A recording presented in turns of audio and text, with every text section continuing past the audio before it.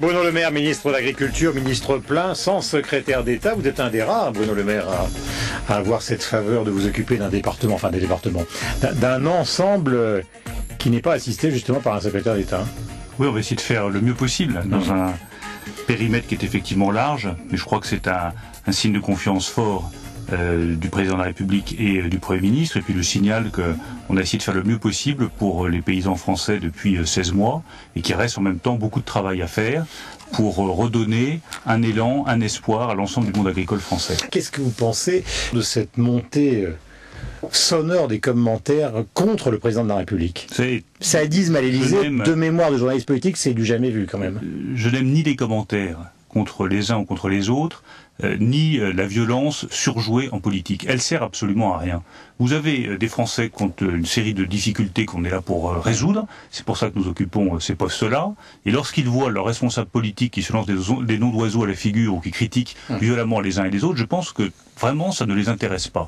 Nous, ce qu'on a à construire aujourd'hui, au lendemain de ce remaniement, c'est une construction politique suffisamment forte, suffisamment convaincante, faisant toute sa place au centre pour pouvoir poursuivre notre travail en 2012 et continuer sur la base de cette constance dont j'ai parlé qui me paraît indispensable pour obtenir des résultats. Est-ce que vous considérez, je reviens sur cette affaire de la violence des commentaires, que Dominique de Villepin est maintenant hors jeu? Surtout que, là encore, l'une de ses proches, après vous, après Georges Tron, rejoint le gouvernement en la personne de Marianne Monchamp.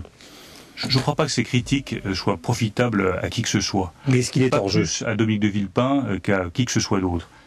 Il a cet été repris sa carte de l'UMP. Il a fait un geste disant qu'il était dans la majorité présidentielle.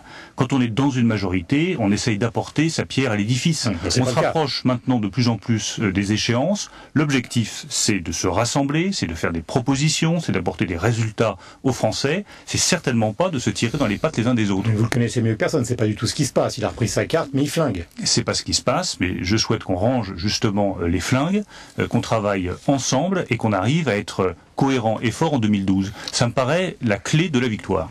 On a l'impression qu'il y a quand même une certaine forme d'amertume qu'on va retrouver, c'est tous ceux qui sont sortis. Les Kouchner, les Ramayad, les Fadela Amara, ça les fait malheureusement partie de la règle du jeu d'un remaniement. Moi je l'ai connu en 2005 lorsque Dominique de Villepin est arrivé à Matignon, justement.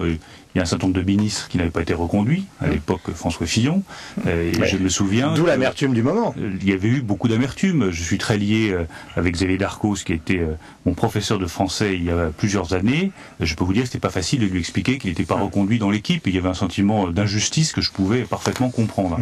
Ça fait aussi partie de la vie politique. Je crois que c'est pas pour autant les compétences des uns et des autres qui sont remises en cause. L'un des débats de ce matin, c'est de savoir si François Fillon sera fidèle à Nicolas Sarkozy jusqu'à la fin. Est-ce qu'il ne se présentera pas au présidentiel? Vous pensez quoi de ce sujet? Je ne crois pas une seconde qu'il puisse y avoir autre chose que de la fidélité entre François Fillon et le président de la République. C'était le cas pendant 3 ans. C'est notre règle institutionnelle et c'est par ailleurs l'intérêt de notre majorité.